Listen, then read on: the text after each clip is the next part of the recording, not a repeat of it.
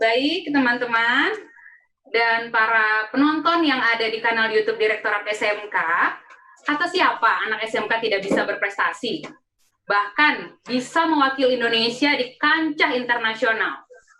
Tahu nggak sih di balik baju cantik nih yang dipakai saya sekarang, bahkan yang di fashion show, ada tangan-tangan indah dan terampil desainer di dalamnya. Nah, sosok cantik satu ini telah mengukir banyak prestasi baik di tingkat nasional maupun internasional. Dia pernah meraih top 20 Safco Modis Project dari Safira Corporation dan juga pernah meraih runner up juara kedua Lomba Fashion Illustration dari Deva Sana Banlis Universitas Pendidikan Indonesia. Dan yang paling ter-in atau yang terkini adalah dia sukses meraih runner up di ajang Grand Prix Sakura Collection Asia Students Award 2020 yang diselenggarakan di Atrium Jewel Changi Airport, Singapura. Nah, berikut kita dengarkan bersama testimoni dari Dania Amanda Putri Pulungan, siswa SMKNU Banat Kudus. Selamat pagi, Dania. Halo, selamat pagi, Dania. Ya, di-unmute dulu suaranya, Dania. Pagi, Kak. Ya, selamat pagi. Iya. Silakan Dania memberikan pesan-pesannya nih untuk adik-adik SMK yang baru masuk SMK dan juga mungkin teman-teman SMK yang lainnya di seluruh Indonesia. Silakan Dania. Oke, perkenalan dulu aja kali ya. Nama aku Dania Amanda Putri, biasa dipanggil Dania. Aku jurusan Tata Busana dari SMKNU Banat Kudus. Tapi aku asli Bogor, jadi aku merantau ke Kudus.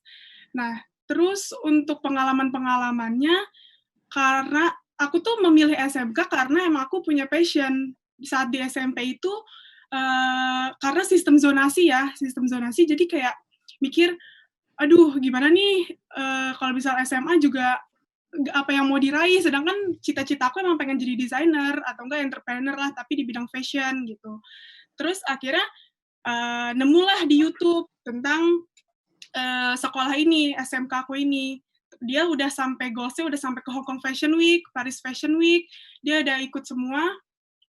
Terus tertarik langsung berangkat ke Kudus. Saat di sana tes segala macam, alhamdulillah keterima. Untuk di tahun-tahun pertama sih ya cukup berat ya, karena kan beradaptasi dengan teman-teman baru. Terus juga berbeda budaya, berbeda bahasa, jadi kayak yang ya harus dijalanin aja. Terus juga waktu itu skill gambar masih ya sekedar gambar-gambar aja, sedangkan teman-teman di sana, kakak kelas, terutama kakak kelas sih, kakak kelas tuh banyak banget yang maksudnya bisa jadi contoh, bisa jadi motivasi, mereka benar-benar dalam bidang ilustrasinya, bidang menjahitnya, bikin polanya, mereka bisa dan keren menurut aku. Terus akhirnya belajar, alhamdulillahnya di sekolah aku tuh fasilitasnya lengkap banget, mulai dari studio, catwalk, sampai ruang make up pun semuanya ada. Jadinya semuanya fasilitas tersedia kan, jadinya enjoy, terus juga kalau misalnya lagi ada free class atau misalnya ada acara sekolah gitu, kita suka di studio aja gambar-gambar, ngelatih skill. Terus beruntungnya juga sekolah kita karena udah dikenal sampai mancanegara, kita sering kedatangan tamu. Jadi tamu-tamu dari SMK lain yang jurusannya sama datang ke sekolah. Terus jadi kayak sharing-sharing sama mereka, aku ngajarin mereka desain. Terutama aku megang kalau di studio megang desain digital sama manual. Jadi aku ngajarin mereka di bidang itu. Dan teman-temanku yang lain pun gitu. Aku tuh awalnya juga nggak bisa jahit, nggak bisa pola. Aku cuma bisa gambar. Tapi nggak boleh nyerah, harus bener-bener ini nggak bisa nih kita cuma stop sampai sini, kita benar-benar harus ngasah skill kita gitu. Boleh kita unggul di satu passion, tapi menguasain semuanya karena kita akan terjun ke bidang itu gitu. Akhirnya aku belajar jahit, belajar sama temen aja minta ajarin sama kakak kelas, pola lihat-lihat aja di YouTube, rajin-rajin. Sekarang kan teknologi udah maju banget, YouTube, Pinterest, semuanya udah banyak banget, Instagram gitu. Terus akhirnya aku mulai aktif kan, ikut-ikut lomba, kenal. Kalau ikut lomba kan terutama event ya, jadi kalau event ketemu orang-orang dari seluruh Indonesia lah kadang. kadang kebanyakan ketemu dari kayak anak Esmod, Lasel, gitu, Instituto. Jadi saingan-saingan aku tuh anak-anak yang udah istilahnya level up banget, dia udah beda dan dia udah skill-nya udah nggak usah diragukan gitu. Jadi kadang sama mereka sharing-sharing kayak gimana sih kalau belajar di Esmo tuh gimana, belajar di Lasel tuh gimana, terus kalau belajar di SMK tuh gimana gitu. Terus ada beberapa dari mereka yang bilang, kalau gitu dulu aku masuk SMK aja ya, ngapain masuk SMA buang-buang waktu 3 tahun, kata mereka gitu. Terus tapi beruntungnya masuk SMA juga mungkin ada plus minusnya sendiri sih ya gitu. Jadi ya gitu intinya kalau di SMK itu banyak SMK kan lebih terjun ke praktek ya. Jadi banyak banget kayak momen-momen dan kayak waktu-waktu yang kita bisa manfaatkan gitu. Jadi kayak we are the cool kids gitu loh, kayak kita bisa jahit, itu keren banget, kita bisa jahit, bikin pola, bikin baju gitu, sampai kita kayak presentasi di Singapura, sampai kemarin sekolah aku bawa 7 orang ya, alhamdulillahnya menang, terus yang menang di sana lagi 3 orang, terus dapat di sana penghargaan, di sana jadi kenal orang-orang IFC itu kayak organisasi Indonesian Fashion Chamber, kita jadi kenal mereka gitu. Terus intinya ini juga banyak banget cerita dari adik kelas aku maupun teman seangkatan yang mereka emang kalau masuk sekolah ke SMK karena akibat buangan atau enggak mereka dipaksa orang tua atau enggak sesuai dengan hati. Tapi aku terus semangatin karena itu semua bisa diasah gitu, kayak gambar, jahit, pola, atau bahkan di bidang tata boga lain gitu mungkin, atau di bidang kayak bidang-bidang lain lah, sisa kecantikan atau apapun itu tuh bisa diasah asal kita niat dan kita kerja keras. Kita ambisius boleh, tapi jangan sampai kayak misalnya ada orang lain yang ikut kompetisi nih, mereka menang, kita nggak boleh iri hati, kita nggak boleh dengki gitu. Jadi kita harus kita harus saling mendukung sesama teman gitu. Jadi terus juga harus banyak belajar, intinya itu. Karena kalau kita udah dikasih fasilitas banyak sama pemerintah, udah dikasih masukan-masukan, sering ikut workshop, tapi kitanya nggak mau gerak, sama aja. Itu nggak akan ada kemajuan di diri kita. Gitu. Mbak Dewi. Baik Pak, ya Pak Wikan, silakan Pak Wikan. Saya habis dengar Mbak Dania ini terharu, pengen nangis Mbak. Oh ya Mbak, ya mau membuat apa ya Pak? Saya juga tadi agak merinding mendengar Dania menceritakan bahwa nggak kalah saing kok siswa SMK dengan lulusan sekolah fashion di dunia gitu. Insya Allah Mbak, ini anak muda kayak gini semua. Ya, tadi terima kasih Dania. Tepuk tangan dulu dong untuk Dania, itu luar biasa sekali pengalamannya mengenai bagaimana bahwa anak SMK itu nggak boleh nyerah. Kalau kamu punya passion di bidang fashion contohnya, monggo masuk SMK, jangan salah pilih. Nah itu tadi ya pesan dari Kak Dania untuk teman-teman SMK di seluruh Indonesia. Dan peserta yang nonton di YouTube, jangan lupa ramai-ramai unggah foto tentang kegiatan ini di Instagramnya masing-masing dengan hashtag Bangga Jadi Anak SMK. Jangan lupa di tag IG Direktorat SMK ya. Tambahin Mbak Dewi, subscribe. Enggak, Pak? Subscribe ya. akun YouTube Vokasi itu. Baik Pak, tentu saja. Tentu saja.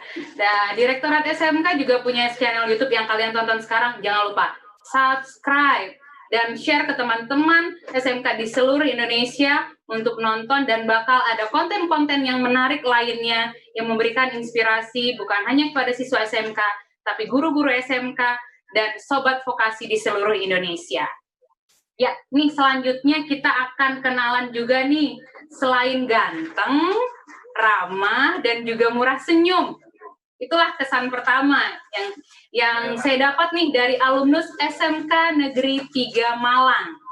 Sosok satu ini pernah mengharumkan nama Indonesia di ajang kompetensi keahlian tingkat dunia. Wow, dia mempersembahkan silver medalist and the best of nation world skill di Abu Dhabi tahun 2017 lalu untuk bidang restoran service. Bersaing dengan 36 negara di dunia. Eropa lewat, Amerika lewat. Nah, ini dia sosok seseorang ini yang ganteng ini, peraih beasiswa unggulan Kemdikbud, sedang menjalani studi double degree program perhotelan STP di Trisakti dan juga Guilin Tourism University of China. Langsung saja kita bergabung dan menyapa hangat adik-adik SMK di seluruh Indonesia bersama Kak Andre Gilitasya. Selamat pagi Kak Andre. Pagi Kak, halo. Pagi, oke. Lanjut Kak Andre, silakan memberikan inspirasinya untuk peserta didik baru khususnya di seluruh Indonesia. Oke, baik. Mungkin saya pagi ini lebih ke cerita ya. Jadi perkenalkan dulu, nama saya Andre, saya alumni SMK Negeri 3 Malang. Waktu itu masuk SMK di tahun 2012, jadi udah lumayan lama ya. Jadi saya mulai mengingat-ingat lagi nih, apa sih yang saya lakukan waktu itu di SMK gitu. Sedikit cerita, sebelum masuk SMK waktu itu di tahun 2012, SMK itu lagi gencar-gencarnya promosi saat itu ya. Mungkin kalau menurut saya waktu itu nama SMK atau vokasi, pendidikan vokasi belum seperti sekarang ini. Kalau sekarang ini kan orang-orang udah mulai sadar bahwa pendidikan vokasi itu penting gitu kan. Maksudnya gak kalah bersaing lah kita pendidikan vokasi dengan institusi lainnya. Nah, tapi saat itu yang dipromosikan SMK dengan gencar adalah SMK itu siap kerja. Jadi motivasi utama saya waktu masuk SMK saat itu ya, karena saya ingin siap kerja gitu kan. Lulus langsung kerja. Akhirnya dari situ baru mulai cari yang namanya jurusan. Kan banyak banget jurusan pilihannya. Di situ barulah mulai masuk ke jurusan waktu itu namanya Jasa Boga, seperti itu. Jadi Jasa Boga ini bukan awalnya saya emang dari SMP ingin masuk sekali, namun karena setelah compare dengan jurusan yang lain, akhirnya saya pilih, seperti itu. Nah, terbukti ketika saya masuk SMK, waktu lulus, di tahun 2016, saya benar-benar bisa langsung kerja saat itu, di salah satu hotel bintang 4 di Kota Malang. Dan di tengah jalan, kemudian saya juga ingin untuk melanjutkan pendidikan, dan terbukti juga SMK memang benar-benar bisa gitu loh. Saya juga bisa langsung kerja, saya juga bisa ketika saya ingin melanjutkan pendidikan, bahkan saat ini saya sedang melanjutkan pendidikan dengan double degree program antara Sekolah Tinggi Pariwisata Trisakti Jakarta dan juga Guilin Tourism University di China gitu. Jadi ketika saya lulus, saya langsung mendapatkan degree atau gelar 2 sekaligus dari 2 negara yang berbeda. Kemudian menurut saya SMK ini benar-benar jembatan ya waktu itu buat saya dari masa remaja saya ke dunia orang dewasa gitu. Ketika saya lulus SMK, saya langsung berhadapan dengan dunia kerja. Kemudian di dunia kerja saya juga struggling juga, ingin melanjutkan pendidikan juga, dan akhirnya saya berada di titik saya saat ini gitu. Di saat yang pikiran saya waktu itu cuma pengen kerja, saya mulai benar-benar mencintai bidang yang saya pilih gitu. Sama seperti tadi cerita Pak Wikan ya, jadi waktu awal masuk ya masuk aja dulu, tapi at least saya ada misi, ada visi kalau saya pengen kerja gitu kan.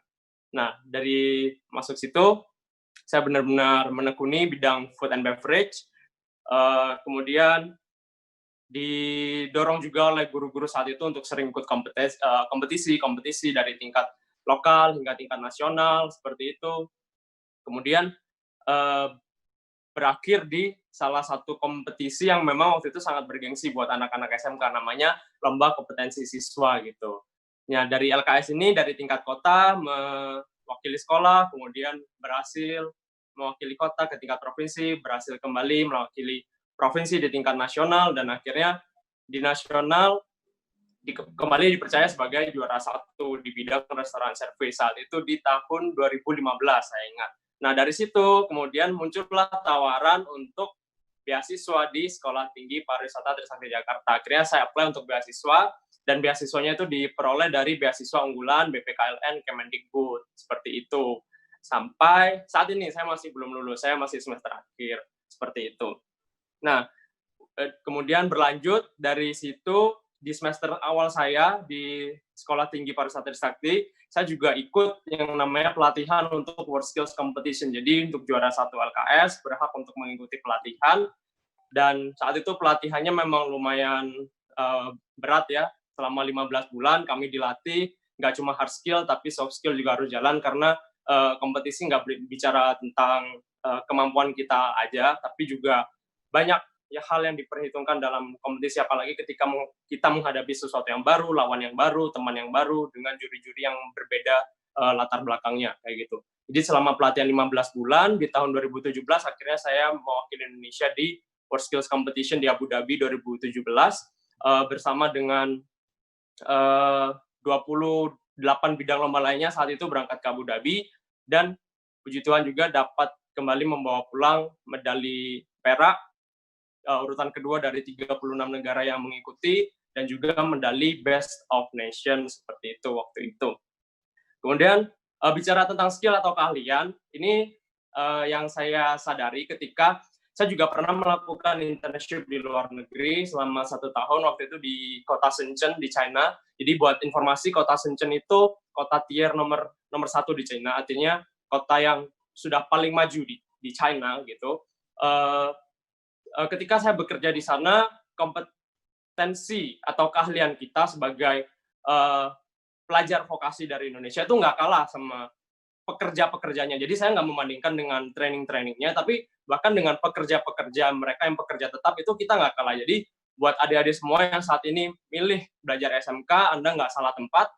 Anda memilih tempat yang tepat untuk Anda belajar, mengasah keahlian. Teman-teman, adik-adik semua, dan jangan lupa untuk selalu belajar, tingkatin hard skill kalian, kompetensi kalian atau keahlian kalian, tapi jangan lupa buat terus juga tingkatin soft skill, karena ini penting, dua-duanya harus jalan bersama, kayak gitu ya. Jadi kalau soft skill, kalau saya di SMK dulu, belajar dari ekstrakurikuler, ikut kegiatan banyak organisasi, ikut banyak kegiatan event, acara sekolah, seperti itu juga bisa dari ikut kompetisi, gitu.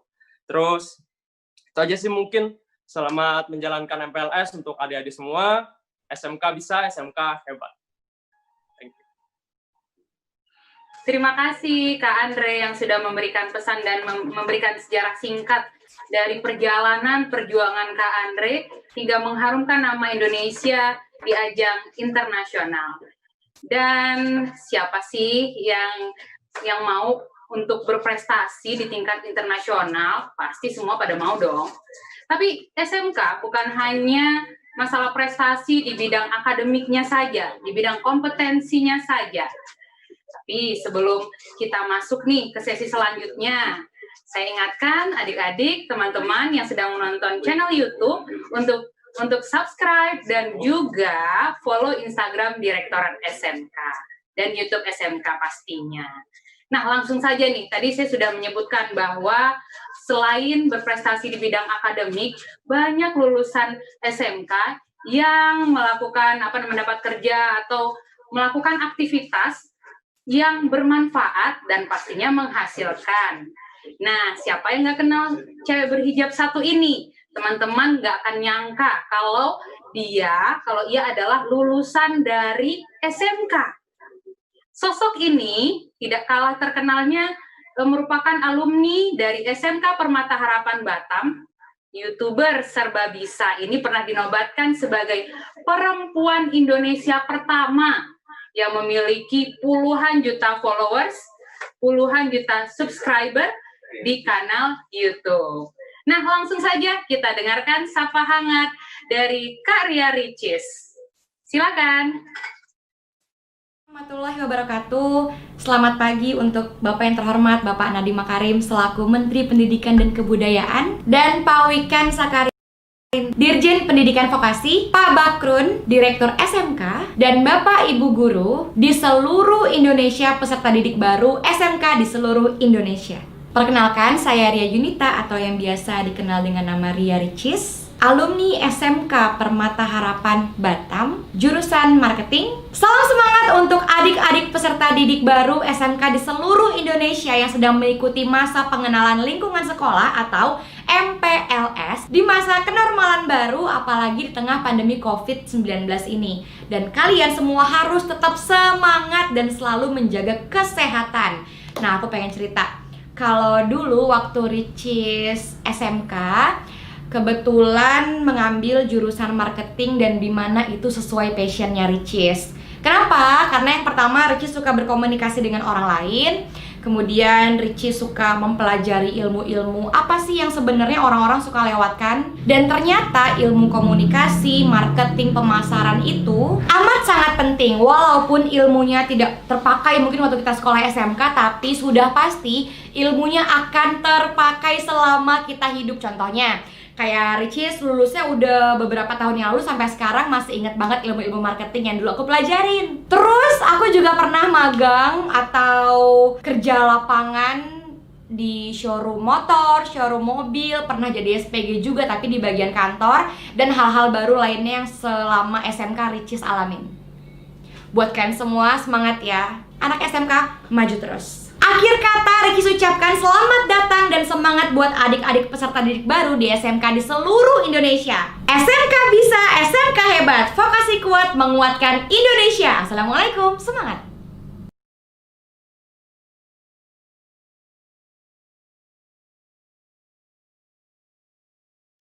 Terima kasih Karya Richie yang sudah memberikan motivasi kepada kita semuanya, dan tadi Kak Dania, Kak Andre, dan juga Kak Arya Richie sudah memberikan motivasi kepada teman-teman bahwa kita harus terus bersemangat, pantang menyerah untuk meraih cita-cita. Apapun passion, apapun hobi teman-teman, kembangkan itu, dan insya Allah ke depannya mudah-mudahan dapat mendapatkan masa depan yang cerah seperti para alumni dan juga siswa SMK tadi.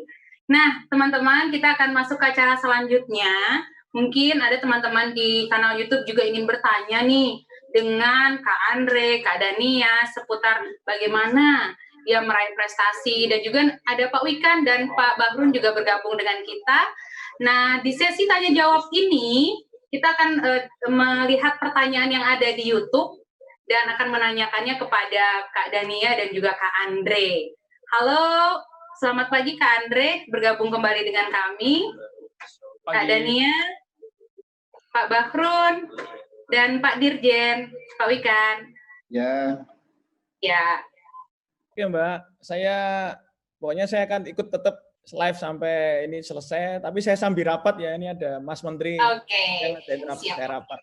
Tapi bagi saya 50.000, 100.000 anak SMK ini tidak kalah pentingnya dengan rapat saya ini. Baik, siap Pak. Mungkin dari Pak Bahrun ada pertanyaan Pak Bahrun sebelum kita menanyakan pertanyaan dari teman-teman yang ada di kanal YouTube. Boleh Pak, silakan Pak. Ya. Makasih. Jadi ke Mbak Dania maupun Mas Andre ini. Ya, tadi sebenarnya beberapa sudah disampaikan sih. Kalau Mbak Dania tadi kan sempat sejak masuk itu memang sudah satu keinginan kuat gitu ya. Sehingga memang ingin sekali untuk masuk ke situ gitu. Nah, tadi juga sudah memberikan beberapa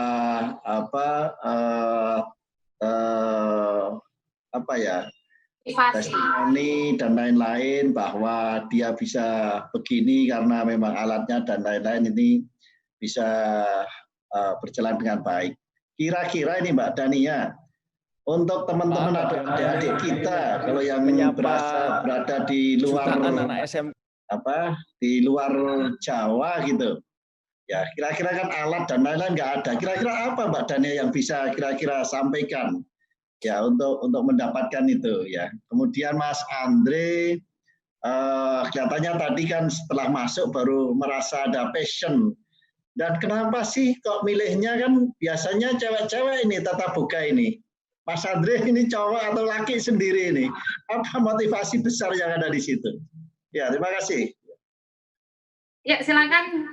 Mungkin Dania dulu ya. Silakan Kak Dania untuk menjawab pertanyaan dari Pak Bahrun.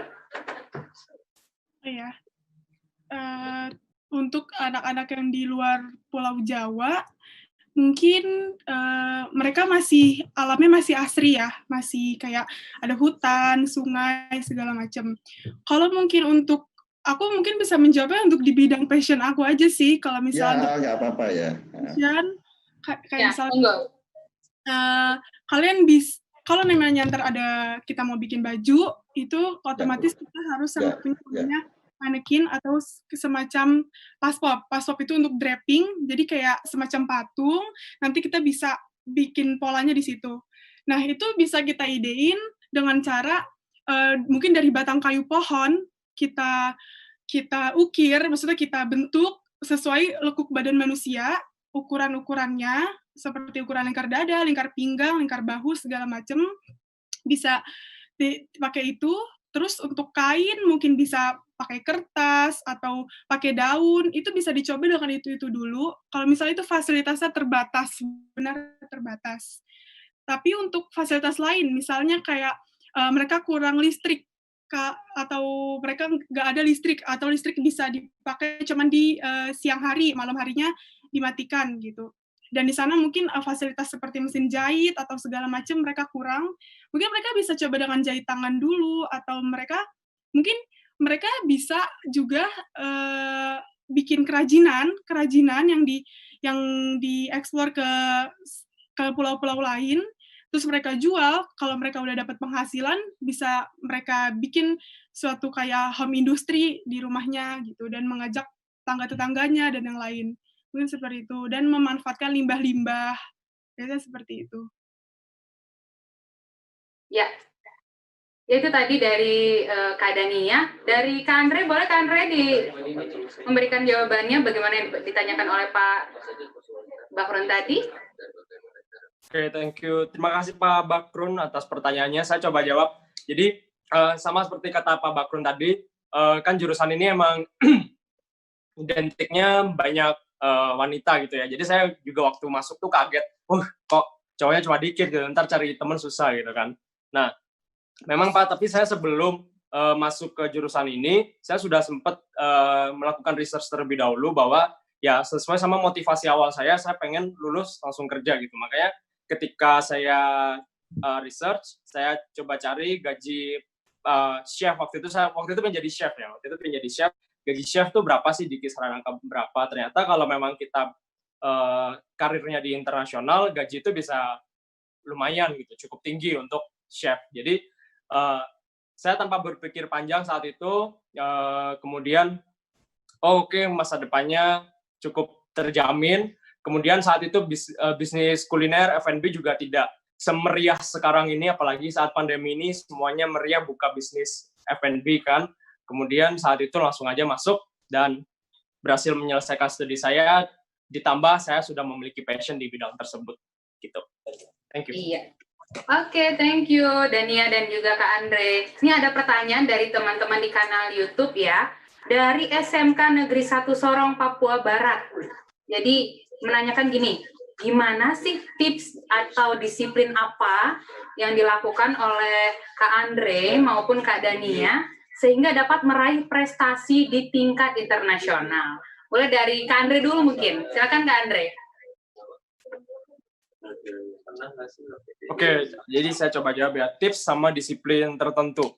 Kalau saya sendiri, saya coba untuk selektif sama pilih kegiatan apa saja yang saya lakukan. Saya juga cukup selektif untuk sosial media saya waktu itu yang saya gunakan. Nggak seperti sekarang ini, saya sudah memiliki beberapa sosial media. Kemudian saya juga selektif terhadap, saya nggak ada game saat itu, tidak ada game kayak gitu. Jadi saya cukup selektif, saya benar-benar mau fokus.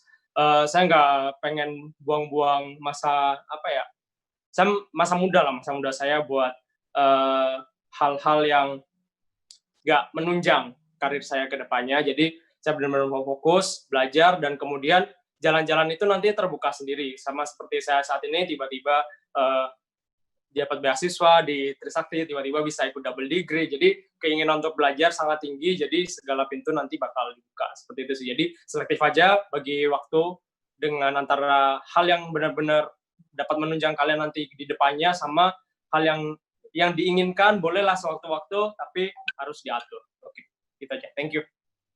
Ya, itu tadi selektif memanfaatkan waktu. Gimana dari Kak Dania? Mungkin nggak jauh berbeda sama Kak Andre, karena pertama kita harus ya selektif waktu, seperti misalnya kita ikut OSIS di sekolah atau kita ikut kegiatan lain di sekolah, itu kita harus bisa memanage waktu kita untuk seperti misalnya di sekolah jam segini belajar, habis pulang sekolah ada kegiatan ekskul apa, nanti pulang malamnya kerjain tugas, atau misalnya kita latihan. Nah, untuk hari libur digunain dengan latihan gambar, menjahit, dan segala macamnya. Dan terutama gunakan waktu jam kosong, saat lagi jam kosong di sekolah itu digunakan dengan sebaik-baiknya, bisa kalian gambar, sharing-sharing ilmu sama teman dan lain-lain. Oke, baik. Tadi Kak Andre sempat menyebutkan ya bahwa selain belajar juga ada ikutan ekstrakurikuler. Tadi juga Kak Dania juga menyampaikan ikut OSIS. Seberapa besar sih pengaruh kegiatan di luar belajar ya, di luar belajar sesuai jurusannya, mempengaruhi prestasi dan mempengaruhi apa ya namanya itu, mempengaruhi diri masing-masing untuk meraih kesuksesan? Boleh dari Kak Andre. Baik, thank you. Saya dulu juga ikut OSIS ya, Kak. Jadi saya ikut OSIS dan beberapa ekstrakurikuler. Kalau di OSIS saya belajar untuk berorganisasi dan komunikasi, public speaking juga dapat karena kita sering untuk rapat-rapat seperti itu kan. Kemudian dari situ saya dapat public speaking, dapat leadership juga. Kemudian saya juga mengikuti ekstrakurikuler Paskibra saat itu, di mana satuan Paskibra ini mengajarkan saya disiplin yang tinggi. Jadi itu juga penting. Kemudian di Paskibra, kemudian saya menjadi ketua satuan saat itu, sehingga saya juga memiliki satu ilmu leadership dan juga tambah lagi ilmu public speaking-nya. Percaya dirinya makin lebih, kemudian ketemu orang itu nggak minder, tapi kita merasa bahwa ya kita sama-sama manusia, nggak harus saling minder kayak gitu. Kemudian saya juga ikut pramuka saat itu, dan dipercaya juga jadi waktu itu kita masih merintis sih sebenarnya. Jadi saya juga dapat satu ilmu yang baru bahwa merintis satu organisasi itu susah, ngerangkul teman-teman. Jadi banyak ilmu yang didapat dari ekstrakurikuler dan juga organisasi, terutama soft skill. Terima kasih. Oke, dari Dania. Alhamdulillahnya sih aku dapat kesempatan jadi ketua OSIS SMKN Ubanat Kudus. Jadi untuk memanage waktunya itu benar-benar harus dimaksimalkan. Jadi kalau misal OSIS kan sering ada event, jadi kita harus memaksimalkan. Terus pengaruhnya itu bisa manage waktu, dan kedua kita bisa berpikir kritis karena kita diskusi dan perbanyak relasi dengan orang-orang.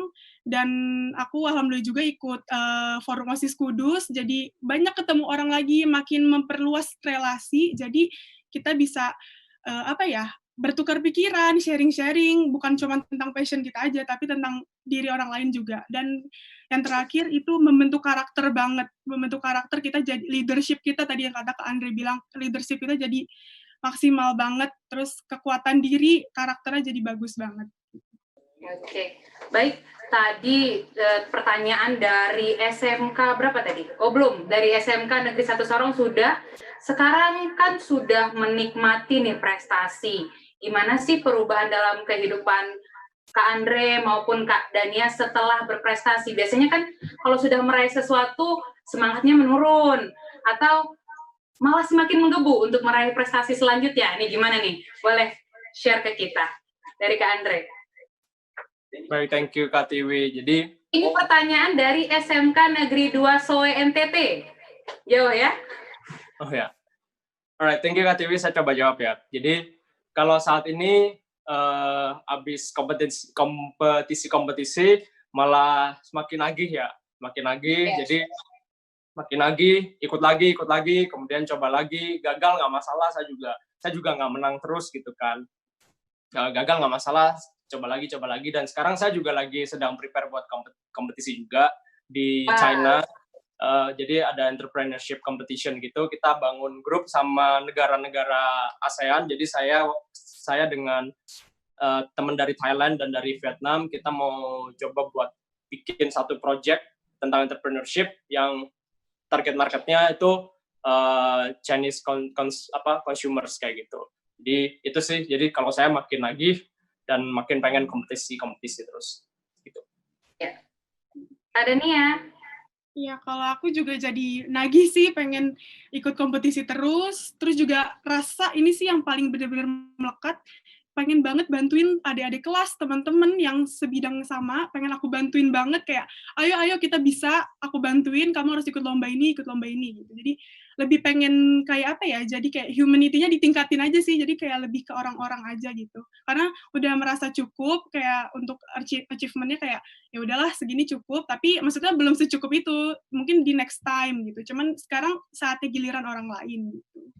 Ya, sharing knowledge dengan teman-teman yang lain.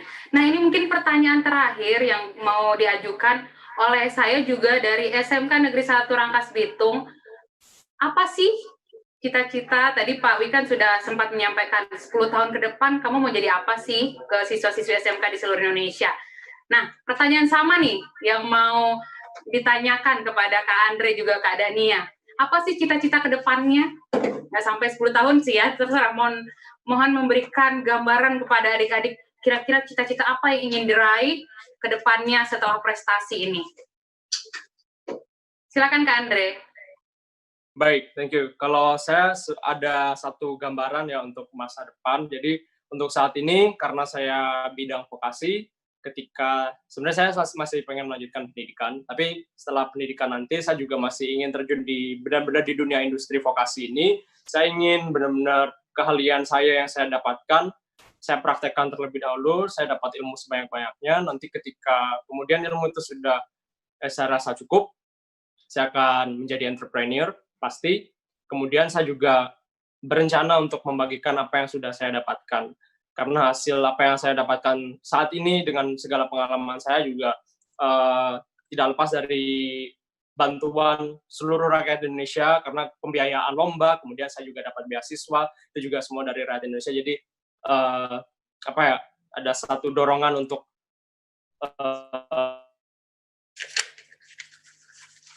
ya, Kak Andre? Ya, boleh dilanjutkan oleh Kak Dania. Oke, kalau aku mungkin to the point-nya pengen jadi miliarder, entrepreneur, sama investor sih. Ingin membagikan kembali lah apa yang sudah saya dapat. Seperti itu. Oke, baik Kak Dania, silakan dilanjutkan Kak Dania. Ya, jadi yang 3 tadi, miliarder, entrepreneur, dan investor di mana-mana gitu. Ya, tadi cita-cita yang sangat mulia ya, pingin jadi entrepreneur.